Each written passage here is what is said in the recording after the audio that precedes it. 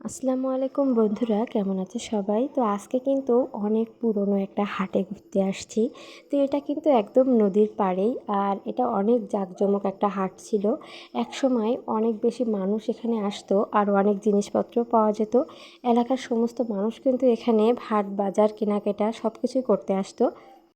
এটা অনেক পুরনো একটা হাট, আর এই হাটটা কিন্তু হোগলার হাট নামে পরিচিত। এখানে দূর দূরান্ত থেকে অনেক মানুষ আসতো, আর এখানে কিন্তু সব কিছু পাওয়া যেত। কাঁচা তরকারি থেকে শুরু করে জামা কাপড় জুতা সব কিছুই আসতো এই হাটে। আর দূর দূরান্ত থেকে মানুষ এখানে আসতো কেনাকাটা করতে। নদীর ওপার থেকেও মানুষ আসতো। আমাদের এলাকার সব মানুষই কিন্তু এখানে কেনাকাটা করার জন্য আসতো। কিন্তু সময়ের সাথে সাথে এই হাটটা তার জনপ্রিয়তা হারিয়েছে। এখন বাজার ঘাট দোকানপাট সব জায়গায় কিন্তু অনেক বেশি বেশি। এখন এই হাটটা এখন আগের মতো আর জাঁকজমক হয় না, আর খুব বেশি মানুষও কিন্তু এখানে আসে না কেনাকাটা করতে। শুধু এখানে ঘরবাড়িগুলো কালের সাক্ষী হয়ে দাঁড়িয়ে আছে। তো আজকে আসছিলাম এই হাটটা একটু দেখতে। তো এখানে পরিবেশটা কিন্তু খুবই ভালো ছিল।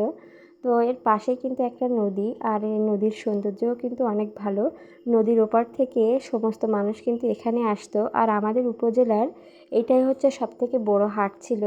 উপজেলার সব মানুষই কিন্তু এখানে কেনাকাটা করার জন্য আসতো। কিন্তু এখন সব জায়গায় এত বেশি দোকানপাট বাজারে ভরে গেছে যে এখানে আর তেমন একটা কেউ আসে না। আর হাটটাও কিন্তু আগের মতো খুব একটা জনপ্রিয় হয় না। তো এর আশেপাশে কিন্তু প্রচুর ফাঁকা জায়গা। তো পাশে একটা স্কুলও আছে, এখানে একটা মাছের কাঁটাও রয়েছে। এখানে কিন্তু এখনও হাট বসে, কিন্তু আগের মতো ওইরকম জনপ্রিয় হয় না। তো আজকে হাট বার ছিল না, এজন্য আসছিলাম, এজন্য এখনও ফাঁকা ফাঁকা।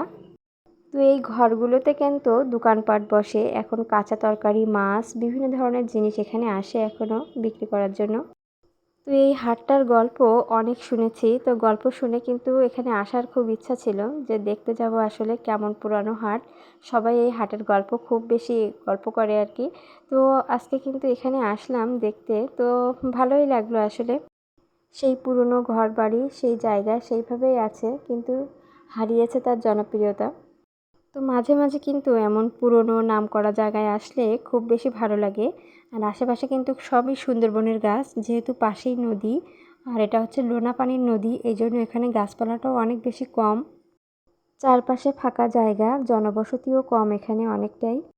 তো এই ঘর বাড়িগুলোই দেখতে খুব ভালো লাগছিল, মাটির ঘর গোলপাতার ছাউনি। তো আসলে সব কিছু মিলিয়ে কিন্তু পরিবেশটা খুব ভালো ছিল, আর জায়গাটাও কিন্তু অনেক বেশি ভালো লাগলো। তো আপনাদের সাথে শেয়ার করলাম। তো সবাই ভালো থাকবেন সুস্থ থাকবেন, দেখা হচ্ছে পরবর্তী কোনো ভিডিওতে। সে পর্যন্ত ভালো থাকবেন সবাই। আল্লাহ হাফেজ সবাইকে।